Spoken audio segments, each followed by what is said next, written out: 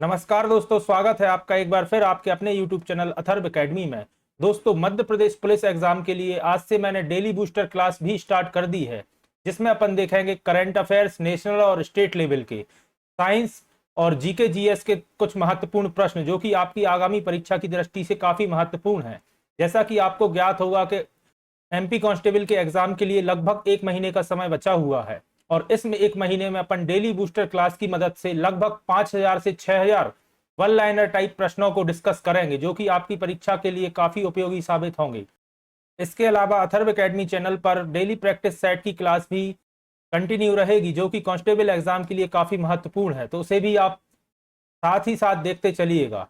आइए समय व्यर्थ ना करते हुए शुरू करते हैं आज की हमारी क्लास। पहला प्रश्न है, मानव अधिकार दिवस कब मनाया जाता है? तो प्रतिवर्ष 10 दिसंबर को मानव अधिकार दिवस के रूप में मनाया जाता है। अगला प्रश्न है, B20 इंडिया का अध्यक्ष किसे नियुक्त किया गया है? तो दोस्तों एन चंद्रशेखरन को B20 इंडिया का नया अध्यक्ष चुना गया है।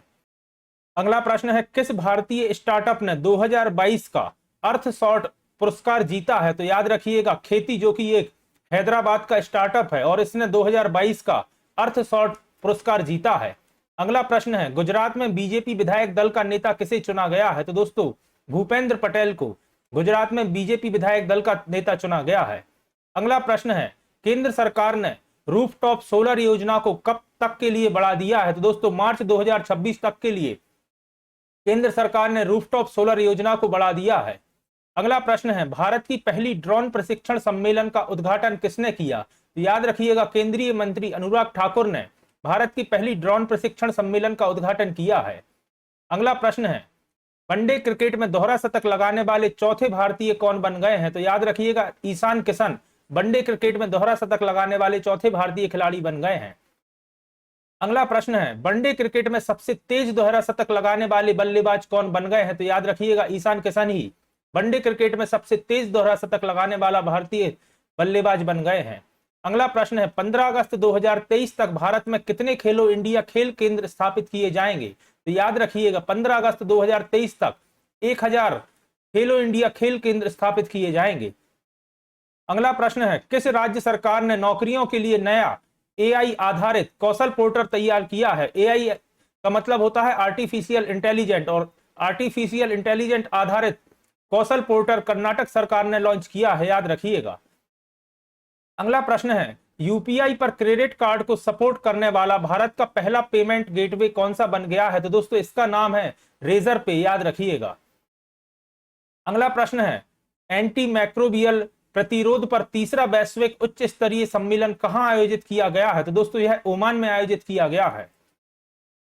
अगला प्रश्न है, भारत की मानक समय रेखा कौन सी है? तो दोस्तों याद रखिएगा 82 डिग्री 5 मिनट पूर्वी देशांतर भारत की मानक समय रेखा है और यह काफी महत्वपूर्ण प्रश्न है, पहले कई एग्जाम में पूछा जा चुका है। अगला प्रश्न है, अर्जुन पुरस्कार की शुरुआत किस वर्ष की गई थी? तो याद रखिएगा वर्ष 1961 1961 में अर्जुन पुरस्कार की शुरुआत की गई थी। अगला प्रश्न है, मैग्सेसे पुरस्कार पाने वाले पहले भारतीय कौन है? तो दोस्तों विनोबा भावे पहले भारतीय हैं जिन्हें मैग्सेसे पुरस्कार से सम्मानित किया गया था। अगला प्रश्न है, स्वांग किस देश का प्रसिद्ध लोक नृत्य है? तो दोस्तों स्वांग हरियाणा का प्रसिद्ध लोक नृत्य है। अगला प्रश्न है, भारत में वर्तमान कुल कितने उच्च न्यायालय हैं? तो भारत में कुल उच्च न्यायालयों की संख्या 25 है, याद रखिएगा। अगला प्रश्न है, कोई विधेयक धन विधेयक है या नहीं, इसका फैसला कौन करता है? तो दोस्तों लोकसभा का अध्यक्ष इसका फैसला करता है कि कोई विधेयक धन विधेयक है या नहीं। अगला प्रश्न है, तंबाकू पर पूर्ण प्रतिबंध लगाने वाला विश्व का पहला देश कौन सा है? तो दोस्तों भूटान ऐसा देश है जिसने तंबाकू पर पूरी तरह से प्रतिबंध लगाया है। अगला प्रश्न है, राष्ट्रीय मतदाता दिवस प्रत्येक वर्ष किस दिन मनाया जाता है? तो प्रतिवर्ष 25 जनवरी को भारतीय राष्ट्रीय मतदाता दिवस के रूप में मनाया जाता है।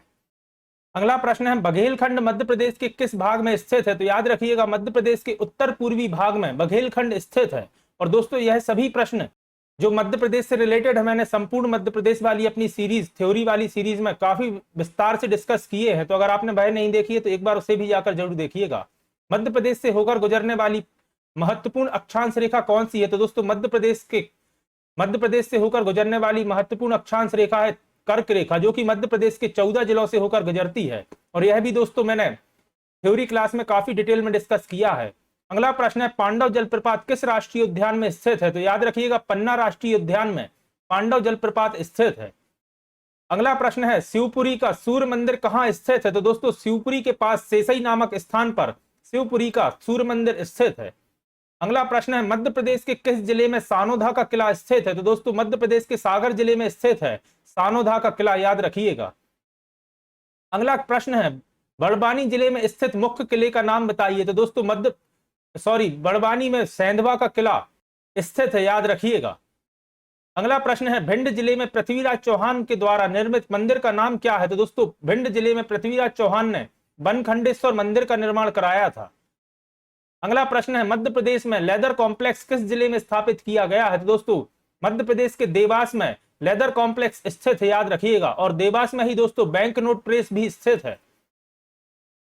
अगला प्रश्न है मध्य प्रदेश में क्षिप्रा नदी के तट पर कौन सा प्राचीन भारतीय शहर पाया जाता है? तो आप सभी जानते हैं क्षिप्रा नदी के तट पर मध्य प्रदेश का उज्जैन शहर स्थित है, जहां प्रति 12 वर्षों में क्षिप्रा नदी के तट पर सिंहस्थ मेले का आयोजन किया जाता है, सिंहस्थ कुंभ मेले का। आइए बढ़ते हैं अपने अगले प्रश्न की तरफ। अगला प्रश्न है घाटी गांव वन्यजीव अभ्यारण्य मध्य प्रदेश के किस जिले में पाया जाता है? तो याद रखिएगा घाटी गांव वन्यजीव अभ्यारण्य ग्वालियर जिले में स्थित है। अगला प्रश्न है कोल बेड मीथेन किस जिले में पाया गया है? तो दोस्तों coal bed methane Madhya Pradesh के शहडोल जिले में पाया गया है। कोल बेड मीथेन को सीबीएम नाम से भी जाना जाता है और यह कोयले की परतों के नीचे पाई गई मीथेन गैस के भंडार होते हैं। अगला प्रश्न है श्योपुर बड़ौदा रोड पर श्योपुर में 18वीं शताब्दी की हवेली कहां स्थित है? तो दोस्तों यह श्योपुर के नजदीक नया गांव में स्थित है, याद रखिएगा। अगला प्रश्न है रीवा में गुफा लेखन कहां पाया जाता है? तो दोस्तों रीवा के नजदीक केवटी नामक स्थान पर गुफा लेखन पाया गया है। साथ ही याद रखिएगा रीवा में ही केवटी जलप्रपात भी स्थित है। अगला प्रश्न है एलर्जी को दूर करने के लिए कौन सा विटामिन की जरूरत होती है? तो विटामिन सी की जरूरत होती है एलर्जी को दूर करने के लिए। साथ ही याद रखिएगा विटामिन सी का मुख्य स्रोत आंवला होता है और इसका रासायनिक नाम एस्कॉर्बिक एसिड होता है। अगला प्रश्न है अंकुरित गेहूं में कौन सा विटामिन पाया जाता है? तो याद रखिएगा विटामिन ई पाया जाता है अंकुरित गेहूं में। अगला प्रश्न है मानव आंख को स्वस्थ रखने के लिए कौन से विटामिन की जरूरत होती है? तो बेसिकली तो याद रखिएगा दोस्तों अगर मुख्य रूप से पूछा जाए तो विटामिन ए की जरूरत होती है, लेकिन अगर आपको ऑप्शन में विटामिन ए नहीं मिलता है तो याद रखिएगा विटामिन सी की भी जरूरत होती है। और अगर आपको ऑप्शन में विटामिन ए और सी दोनों दिया गया तो आपको प्रायोरिटी देना है विटामिन ए के लिए, लेकिन अगर ऑप्शन में विटामिन ए नहीं है तो फिर याद रखिएगा विटामिन सी इसका सही जवाब होगा।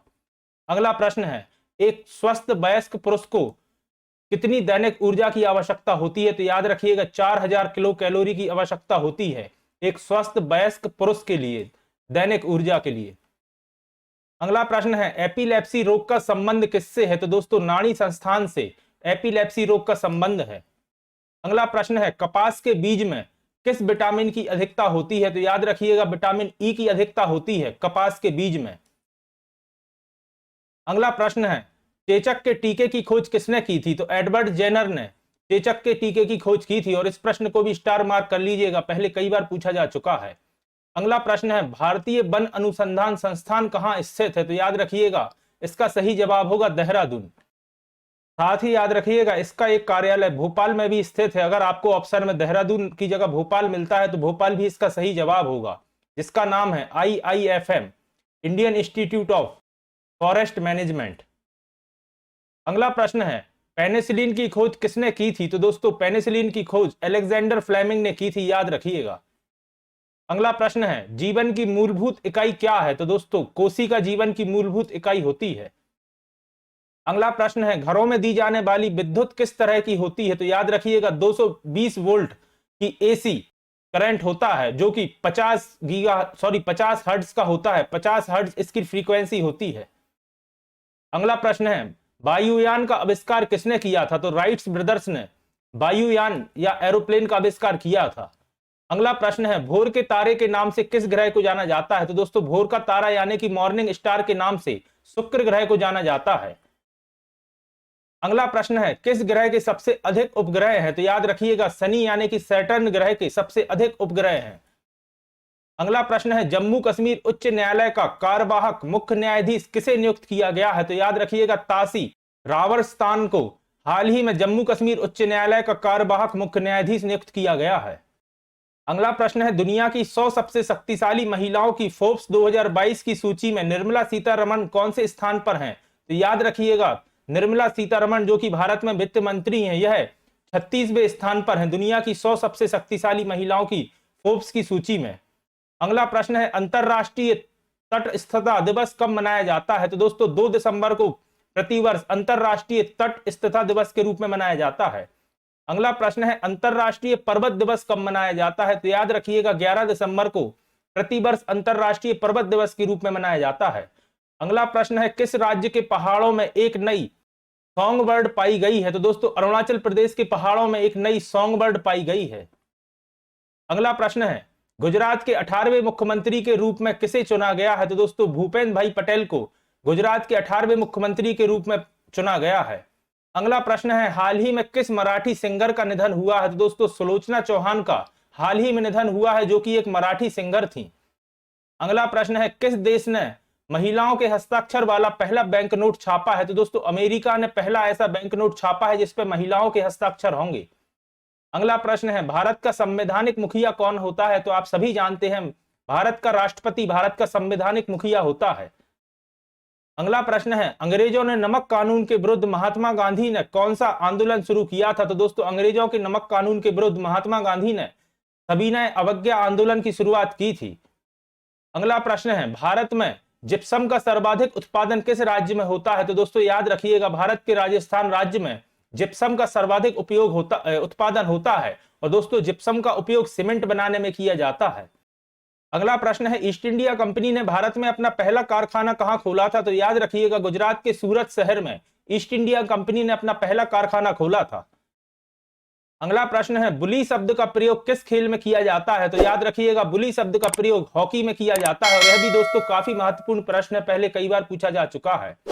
अगला प्रश्न है किस भारतीय एथलीट को उड़न परी के नाम से भी पुकारा जाता था? तो आप सभी जानते हैं पीटी उषा को पीटी उषा को उड़न परी के नाम से जाना जाता है।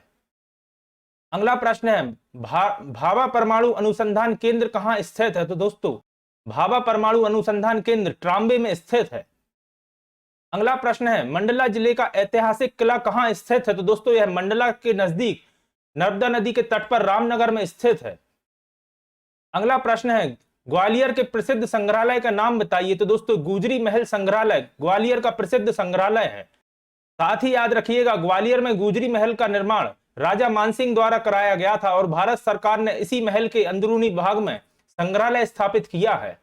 अगला प्रश्न है दमोह जिले में स्थित जागेश्वर नाथ मंदिर कहां स्थित है? तो दोस्तों याद रखिएगा दमोह के नजदीक बांदकपुर में यह एक शिव मंदिर है जिसे जागेश्वर नाथ मंदिर के नाम से जाना जाता है।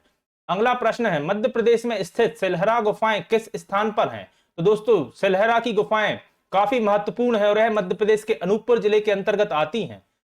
अगला प्रश्न है मध्य प्रदेश का प्राकृतिक क्षेत्र नहीं है निम्न में से? तो दोस्तों पश्चिमी पठार नाम से मध्य प्रदेश में कोई भी प्राकृतिक क्षेत्र नहीं है। बाकी मध्य प्रदेश का भौगोलिक परिदृश्य एवं प्राकृतिक क्षेत्र नाम से मैंने अपनी थ्योरी क्लास की सीरीज में काफी विस्तार से डिस्कस किया है, तो एक बार आप वह क्लास जरूर देखिएगा। अगला प्रश्न है विंध्याचल थर्मल पावर स्टेशन कहां स्थित है? तो याद रखिएगा मध्य प्रदेश की ऊर्जा राजधानी में विंध्याचल थर्मल पावर स्टेशन स्थित है और इसे एनटीपीसी द्वारा संचालित किया जा रहा है, याद रखिएगा। अगला प्रश्न है इंदौर शहर में पानी की आपूर्ति का मुख्य स्रोत कौन सी नदी है? तो याद रखिएगा इंदौर शहर में पानी का मुख्य स्रोत नर्मदा नदी द्वारा किया जाता है। अगला प्रश्न है नोबेल पुरस्कार किस वैज्ञानिक के नाम से शुरू किया गया था? तो दोस्तों एल्फ्रेड नोबेल के नाम से नोबेल पुरस्कार की शुरुआत की गई थी। साथ ही याद रखिएगा एल्फ्रेड नोबेल ने डायनामाइट का आविष्कार किया था। अगला प्रश्न है चट्टानों की आयु ज्ञात करने के लिए क्या उपयोग किया जाता है? तो दोस्तों यूरेनियम समस्थानिक का प्रयोग किया जाता है चट्टानों की आयु ज्ञात करने के लिए। अगला प्रश्न है चूना पत्थर का रासायनिक नाम क्या होता है? तो आप सभी जानते होंगे कैल्शियम कार्बोनेट होता है चूना पत्थर का रासायनिक नाम।